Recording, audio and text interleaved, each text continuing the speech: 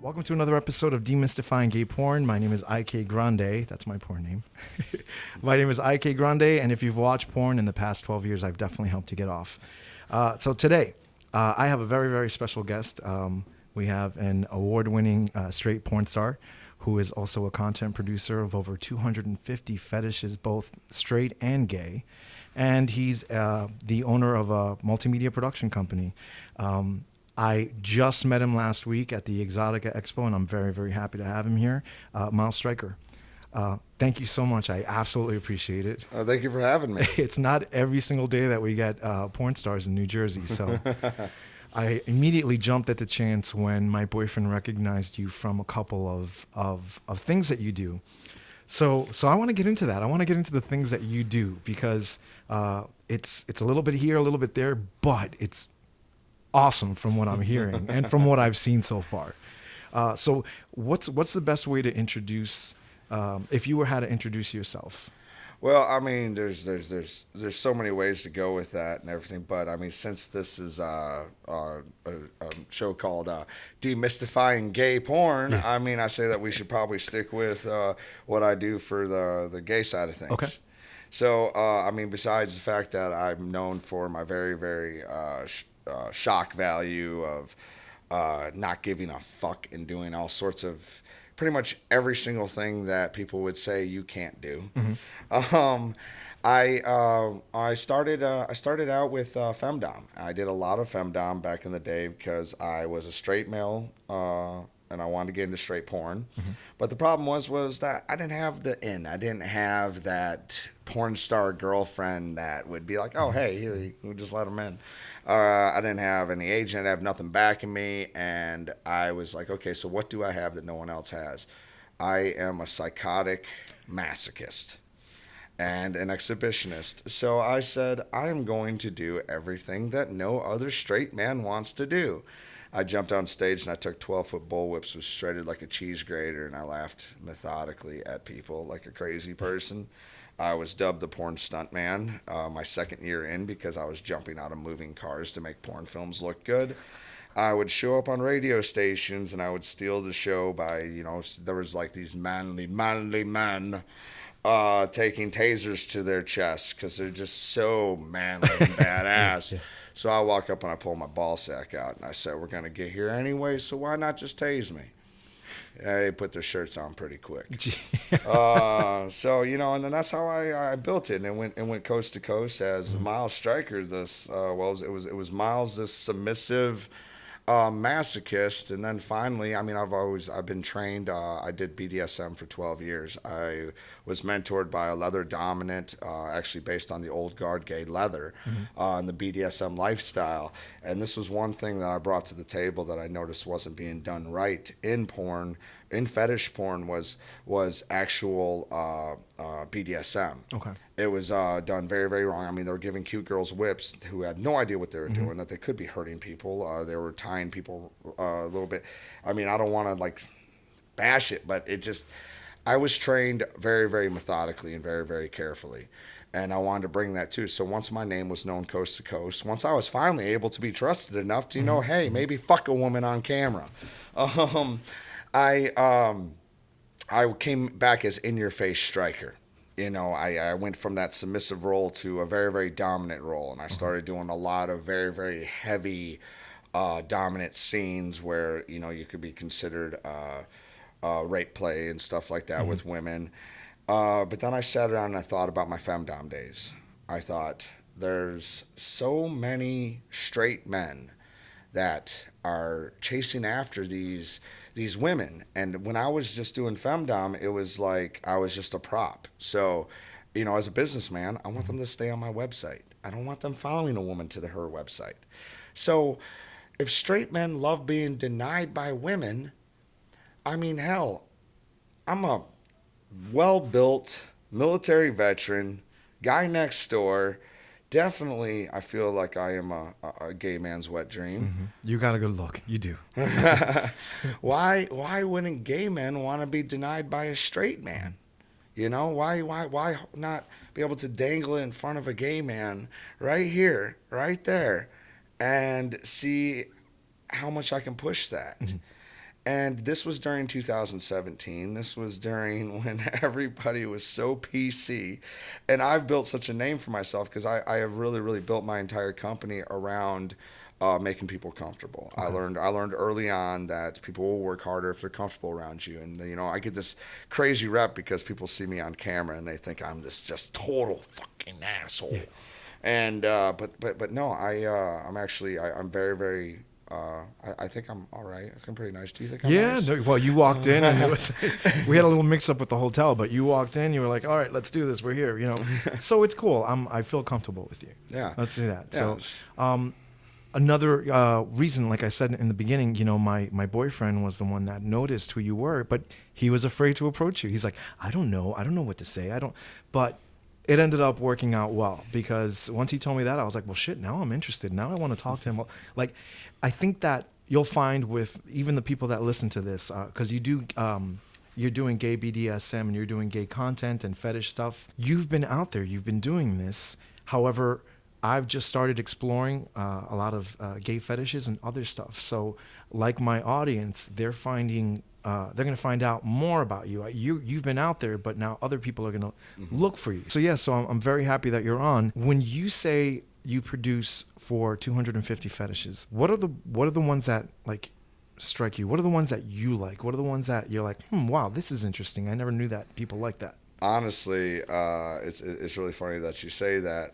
My thing was that I have my fetishes, right?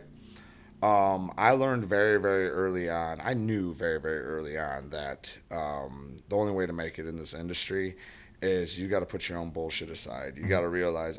People ask me all the time about the women I fuck, the things I do, and everything. I honestly don't remember that. I remember, okay, who am I trying to please here? Mm-hmm. I am making love to an audience. Who am I trying to please? What fetishes are we hitting? And how do they want to see it? So that's the reason why I do so many, because I do so much research. Mm-hmm. I literally go around and put myself inside the mind of my consumer. I want to be able to portray their fetishes in a way that I want my fetishes portrayed. Mm-hmm. And, you know, I won't lie. The one that got me the most was macrophilia. Okay. To this day, I'm known as one of the most famous giants out there. For some reason, everybody just goes, I love Miles Stryker's content. Yeah. But they've loved it ever since I didn't understand it. Macrophilia. I had somebody on the show. It was interesting. And I had to explain a little bit about what it was and the difference between sizes. You might be able to explain it a little more. And on top of that, you came into it, you just said you came into it thinking, like, not understanding it. I don't know what the fuck it was. So now, do you understand it? I have a very, very good understanding of it, actually. Teach me. Like, I'm curious. Teach me. Yeah.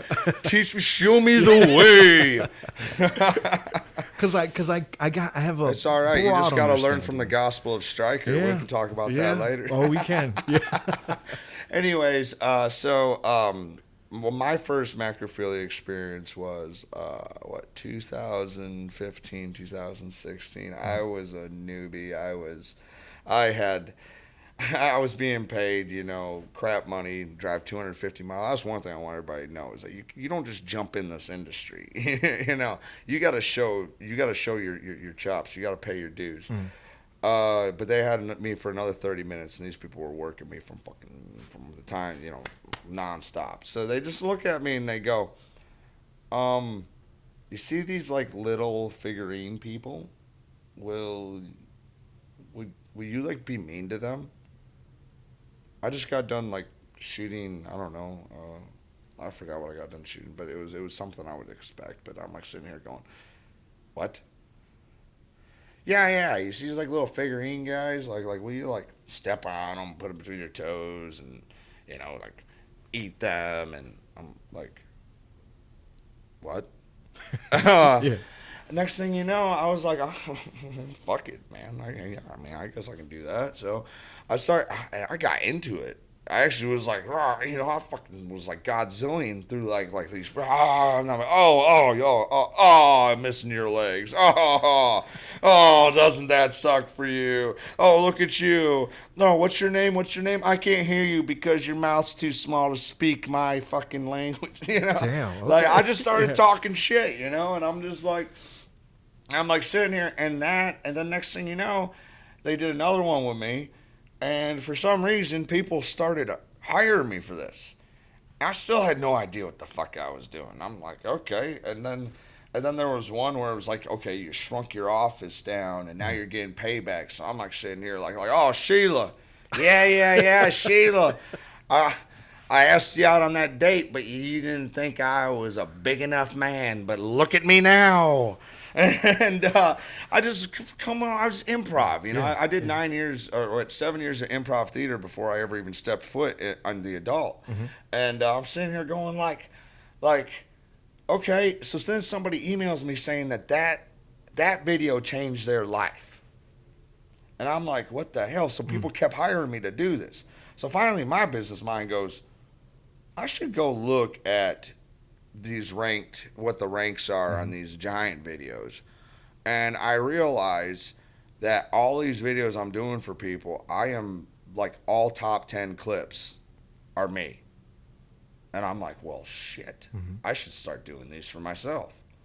And I still had no idea what the hell I was even doing. Yeah. I just kept Just talking going through the shit, motions. Yeah. Yeah. and I just kept like ripping little things apart. And then I started doing POV stuff, and I came up with this huge thing where I got this like vape juice from from New Orleans because that's where all the hoodoo shit is. Yeah. And then some lady so then I blow the vape juice at the camera, and then you start shrinking, and I put this whole backstory behind it, and I thought of all this crazy different stuff, and my biggest thing was I've always wanted to. That's the reason why I came up. Now I have a multimedia production company. I want to grab people.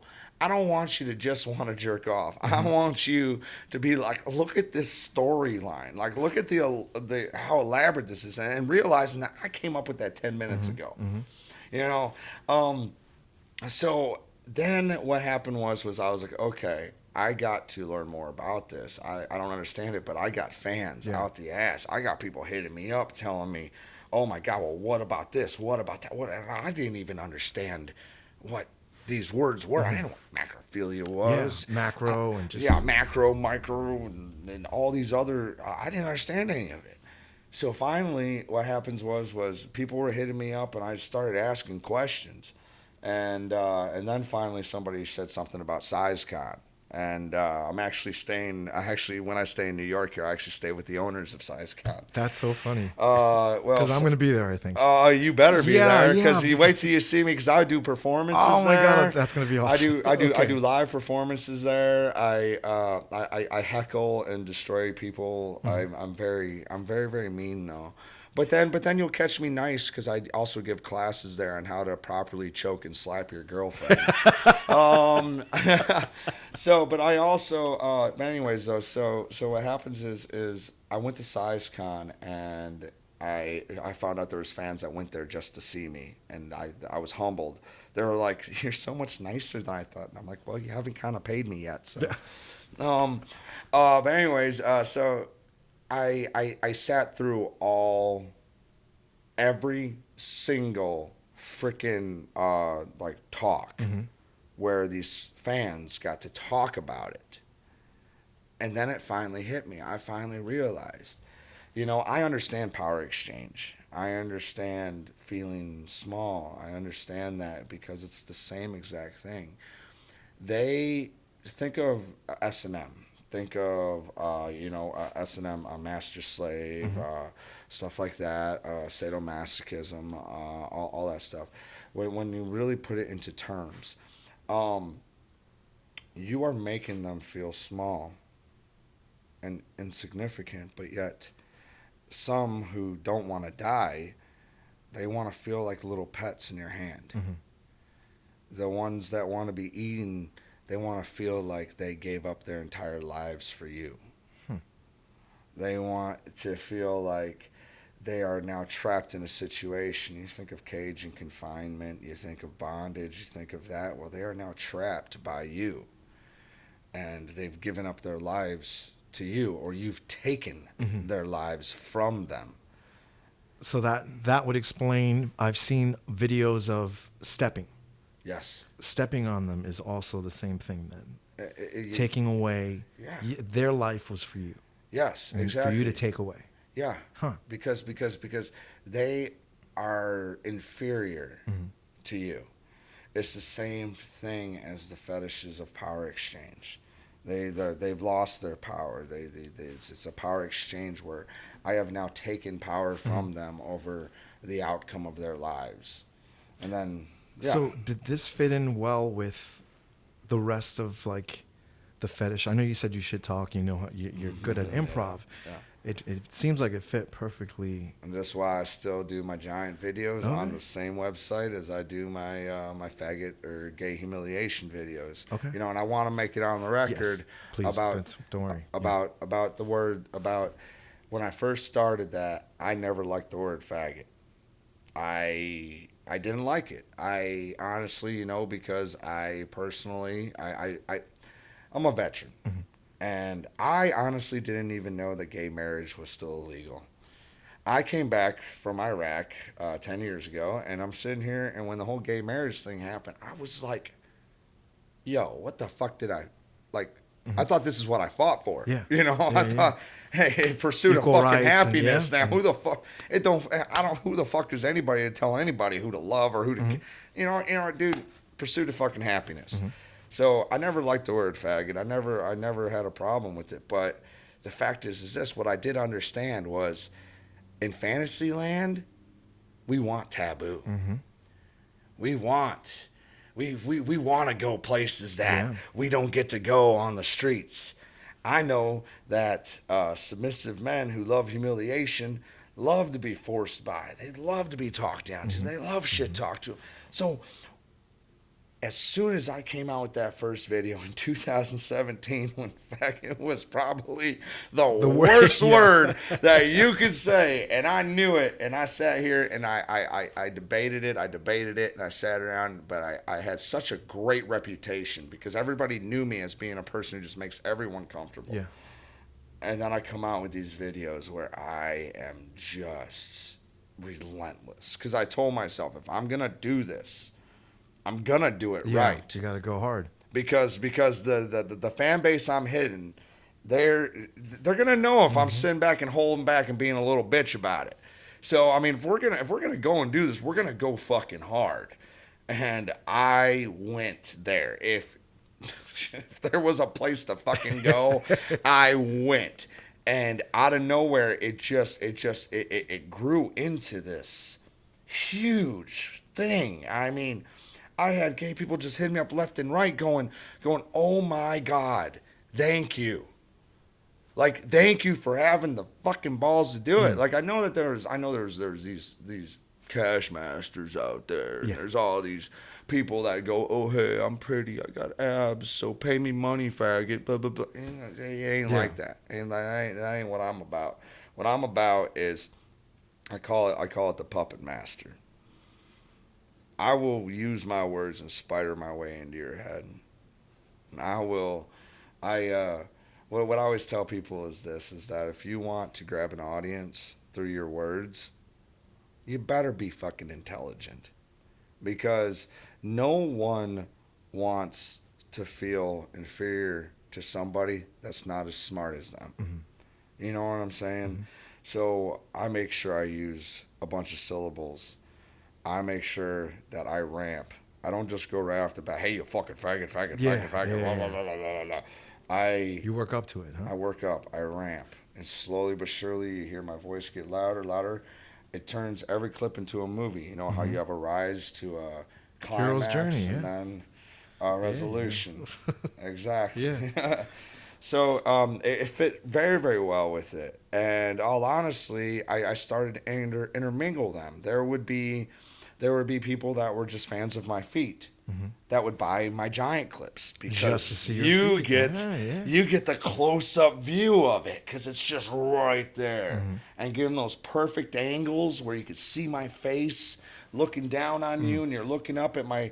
By the way, everybody, size 13 feet. There you have it. Size 13. Size 13, looking up there my size 13 feet, and I would always get shots where you can see right between the toes, see my face, see all of it.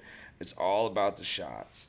But yeah, and it all started to just fit together. The giant videos, the gay humiliation, everything. And I now got people that just go, oh, like, thank you for giving me thank you for giving me purpose. I mean, they say a lot of that, but it's actually also turned into, I had a 2-hour conversation with one of my customers about his life. In the end, as a pro dom, I'm one of the best pro doms in the country right now. It's actually what I'm doing out here after Exotica. Is I'm doing pro dom sessions through New York City. What exactly are pro dom sessions for those who? Professional dom sessions. So basically, you hire me to give you the experience you get from me on camera, in person, in the flesh. But what those also end with is what people don't understand is there's pro doms I quotations pro doms. Where they will just run and they will break you down. What people don't understand is that you can't just break a person down over and over and over and over and over again and expect them not to hate themselves. You know, I've been asked, have you ever felt bad about anything you've said? And I said, no, I've only felt bad about who the fuck said some shit to them before they talked to me. Because, well, yeah, that makes sense. Yeah, because I have seen people come to me so broken from having sessions that they actually think I'm fake. Because I actually sit down and want to get to know you for 30 minutes. I don't even charge for it. I want to get to know you for 30 minutes. I want to have a cup of coffee with you. I want to understand your life. And then trust me. Tick, what makes them... Yeah. And then trust me, I'm going to get you there. I'm going to come in hard and fast and not just raw. It's going to turn into the scene. But most people would pay for 2-3 hours, and the third hour, they're hugging my leg and crying happy tears. And I'm petting them and I'm telling them, I'm putting them back together. So the whole thing is about a pro dom session, how they're supposed to be, and this was lost somewhere along the last 20 years. People forgot this. What you're supposed to do is, I'm supposed to break you down. Break you down. And then you get through that whole moment, and then you jerk off, or I deny you jerk off, or something like that. You know, we go through a session, but it's not about coming necessarily. I mean, you're going to orgasm through the session mentally. I'm going to mentally make you come so many fucking times. It'll be unbelievable. You can jerk off later thinking about your mental coming. Yeah. But in the end, you get to a certain point where you start to shed and show arrows. That's what I call them. I call them, as men, we're tribe animals. And we're supposed to be in tribes together. And somewhere along the line, some fuckboy said it's gay for men to hug each other and cry things out, which that is actually the most masculine thing out there today, because I also teach masculinity. Real masculinity is being in tribes.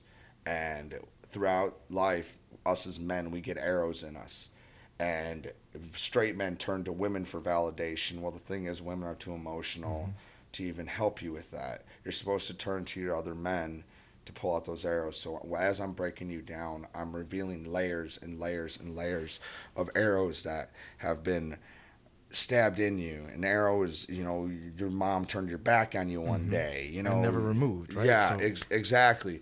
So once those are revealed, you know, we start crying it out. And then what happens is you come to me, and we're crying it out, and then we talk it out, and we remove this arrow, and your burden gets lifted a little bit. You're a little bit lighter. You don't understand because you just were called faggot a million times, and you were beat with a bunch of whips and everything, and then you cried, but then suddenly you feel better. And it's about building you back up. And because I got to know you and got to understand how stressful your fucking life was, I mean, because all honesty, you're coming to me to let go. Yeah. You're coming because once you come to me for one of my sessions, fuck the world outside. I got that. I will take care of all your problems. You just worry about taking care of what the fuck I tell you to do. you know, and that's where that whole daddy complex will come from too, you know. Jesus. Okay. So, So you're like a therapist too. This is therapy. Yeah, It's, yes. I mean, it's exactly what it is. In the end, what we'll all tell you, the prodoms and everything, we were basically therapists. And the reason why I also learned this was that when I came home from Iraq, this was how I got my therapy from Iraq was through this. This is why I did Femdown for so long. So, wow. Yeah. you know, and the thing was is that, and then I'm going to build you, but I'm going to build you back up and I'm going to help you. And then we're going to talk about things and you are going to now leave this session stronger. You're going to leave this session ready to go face your boss in the face the next day, ready to go to work, ready to handle things, right? And knowing that, you know, it's like, you know what? Because masculinity is providing strength. That's what it is in the end. And I like to be an example of what true masculinity is in a world where people are saying masculinity is bad, because masculinity is not what they call toxic masculinity. What they call toxic masculinity is too much femininity in a male, because today boys are born without fathers. Okay. I see what you So I explain to women all the time that I'll never understand what it's like to be a woman. I'll never understand the burden of being a mother. So I will never sit here and tell you how to be a woman. It's not my place. So don't you sit there and tell me how to be a man. Good point. Jesus. Where do we go from there? It got so like this is, but it's. I tend to get deep quick. Well, no, but no, that's perfectly fine. All of this is really deep. I mean, there's so much more to the surface of what you do and what a lot of people see from the videos. So exactly, like, and sessions like this are. And that's what awesome. I mean is you actually experience a lot of that through my videos. But you don't know it. That's why I call it, you'll see me call myself the puppet master over and over and over again, because I'm exposing your strings. I'm exposing your strings, and I call it exposing your strings. I play you like a puppet.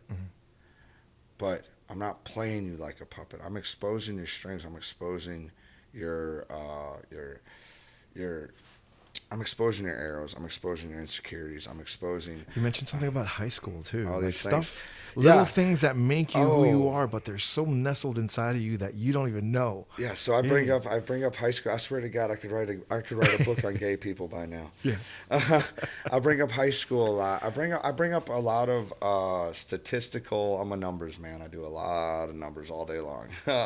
Statistics, everything. Statistically speaking, a lot of gay men had a hard time through high school. Oh, I play on that. I will bring that up, and the reason why I'm bringing it up is, I'll be like, so you said what? You were one of the things I like to say. So let me guess. You're one of those faggots that like to get shoved into lockers, and then you didn't understand why you jerked off to it when you went home because that jock was hot, huh? Yeah. And a lot of times I hear that that's actually a big thing. Yeah. I mean, more times Huge. than not, is that there's so many, and there's so many people that actually like they didn't understand why is that hot to me? Yeah. Why just but honestly, it's the same exact thing as a man who's chasing around a woman who keeps on fucking other dudes. And throughout high school, but he still pays for everything, and he doesn't understand why that turns him on. The fact is, we're all fucking freaks. We're all fucked in the head. Yeah. If I told you half the shit that I'm fucking into, y'all would be like, "Holy shit, man, that's not Miles Stryker. What the, oh my god." But the thing is that that's the beauty of being an individual. I tell people the best way to think of veterans: have your own fucking opinion. Yeah. Which is hard. It's not easy nowadays. We're so, even when you look outside, like in this whole area, if you look out, every single house looks exactly the same. Everybody is perfectly happy in a mold that's being created to fit everybody. And so it's having your own opinion is a very, very hard thing to do. For a lot of people that I've met, I don't want to rock the boat. I don't want to do this. I don't want. Fuck it. Yeah. You just gotta say fuck it. That's what I mean. That's exactly what it was. Like I remember I was homeless, and then 3 years later I was working for Porsche. I was making six figures. I decided that I had too much of myself to share with the world, and I decided that I didn't like the way people viewed, like I said, straight, white, masculine male. I'm the problem with America, right? You, well, you're so you're the embodiment of what I think of straight white male. However, you don't think the way people think a straight white male thinks. Exactly. And you know what the funny thing is? A lot of straight white males think like I do. Really? Yes. Okay. Yes, they are too afraid to be anything but the stereotype. Okay. Honestly, me, like I said, I just say fuck it. But is it a fear that they have in themselves, or a fear of other people? It's a fear of other people. Okay.